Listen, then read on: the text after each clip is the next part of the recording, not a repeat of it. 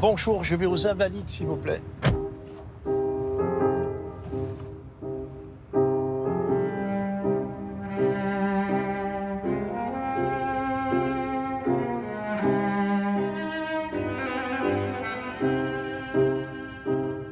Je suis très marqué par ma foi, la foi chrétienne, qui est vraiment le moteur de ma vie. Et quand on est chrétien, il ne suffit pas de l'être en parole, mais il faut aussi l'être en acte. Et pour moi, ça a été, ça l'est toujours, ça passe par un service à Lourdes.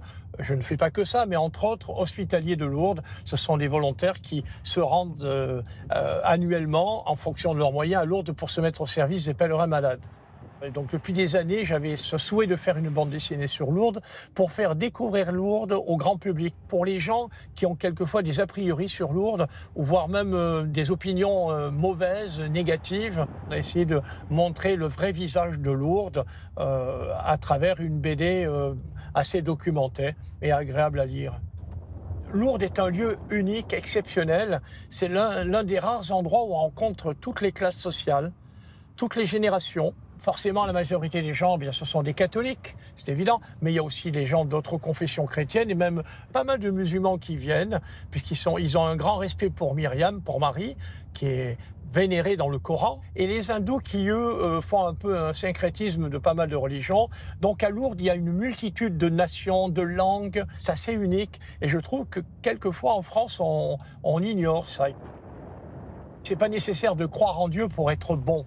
On peut faire plein de bonnes actions, on peut faire partie de l'association humanitaire sans être croyant. Mais pour un croyant, selon moi, l'élément fondamental, c'est la vie éternelle. C'est que sur Terre, on n'est que de passage. Je pense à la mort, à la vie éternelle, mais j'en ai pas peur, hein, absolument pas, parce que je suis profondément croyant. Et je pense que c'est ça qui fait la différence entre un altruiste athée et un altruiste chrétien. C'est qu'on doit avoir devant les yeux la vie éternelle. Merci à vous et puis bonne continuation. Au revoir.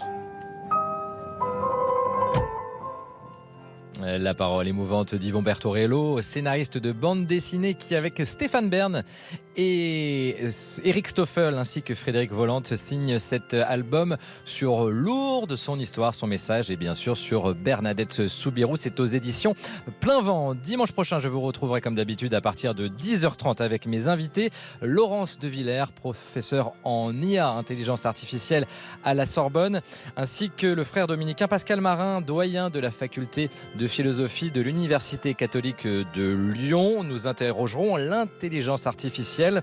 Attention aux faux amis. La messe sera célébrée quant à elle à Richebourg. C'est dans le Pas-de-Calais. Voilà, il est temps de vous dire au revoir, de vous souhaiter un beau dimanche, une belle semaine. Et nous étions ravis d'être à Lourdes aujourd'hui avec vous.